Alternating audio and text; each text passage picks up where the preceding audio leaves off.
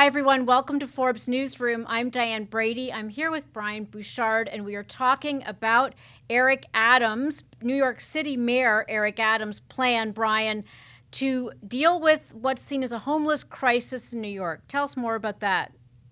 Yeah, so Eric Adams announced this plan on Tuesday, and what it does is it allows law enforcement and medical officials to round up people that they determine are mentally ill, and that's a determination that's been heavily criticized by a number of groups for several reasons. But first and foremost, it's been drawing comparisons to Rudy Giuliani, the former New York City mayor's broken windows policy of really just rounding up homeless people and putting them out of the public eye. And let's remind people a bit. So, Rudy Giuliani, back when he was New York City mayor, the broken window theory really was about you address these so-called quality of life issues because that's what leads to, murder, rape, mayhem, et cetera, right? Is that the logic here of why Mayor Adams is doing this? Not necessarily. I mean, so what Eric Adams is saying is that New York City has two issues that go hand in hand. One of them is a major homelessness issue, and the other is an issue around mental illness, which has been part of his platform when he was running for mayor, and something that he's really been addressing since he took office in January. What this does, though, is it allows officials to round up people on the streets and put them into hospitals for mental health treatment. So how exactly is this law different than what's already on the books? Right. So what's on the books is local officials can detain people who are determined to be a risk to themselves or to others. What this law does is it expands that, and it allows authorities to detain people who may be determined or seem to be unable to meet their own basic needs. So if you're delusional, it's in a way it's kind of funny that, especially in New York City, if I was singing to myself and looked a bit, crazy in their minds, they could technically pick me up on that basis alone, right? Exactly. So Brian, obviously one of these part of this is rooted in economic issues and the fact that we've had a tough economy, strained mental health facilities. I mean, how are other cities dealing with this? There's certainly homeless populations across the country.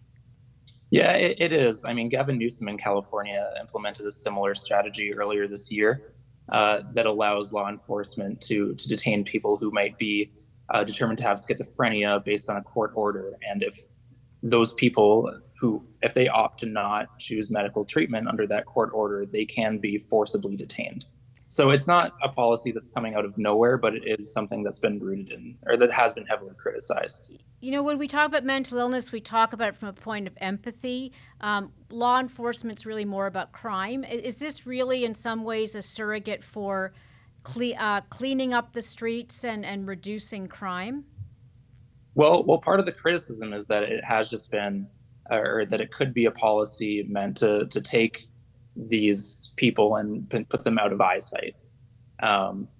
Whether that's on crime or if it's just purely on aesthetic, Eric Adams did not specify that. What he's been saying is that he wants to address this issue of mental health, illness and homelessness.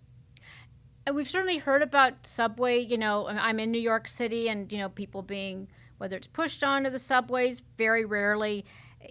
It seems to be more in the news. I don't know if crime rates are actually going up, though. Is that been a big factor here? Surprisingly, the number of homeless people in New York has actually been lower this year than it has in years past. It's at around 3,400 at the beginning of the year. At the start of 2020, before the pandemic, it was at 3,900. So it's not a drastic change, but homelessness in New York and crime in New York is nothing new. This is by far the most drastic measure.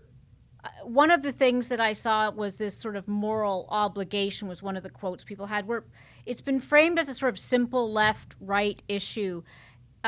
Yet there seems to be a lot of criticism. Where are the pockets of criticism here? It's not just, rights for the mentally ill or how you recognize mental illness. There are a lot of legal groups who, frankly, have said this could put New York City in at odds with the legal rights of citizens and leave it vulnerable to lawsuits. Is that correct? Right. The former head of the New York Civil Liberties Union said that this is opening the door to a challenge. But in addition to that, it could also violate federal and state protections for homeless people. And like the criticisms that you mentioned at the top, homelessness groups and advocacy organizations have been criticizing this for really just being a more inhumane kind of practice that targets specific people who are down on their luck. Yeah. Thanks very much, Brian. Thank you.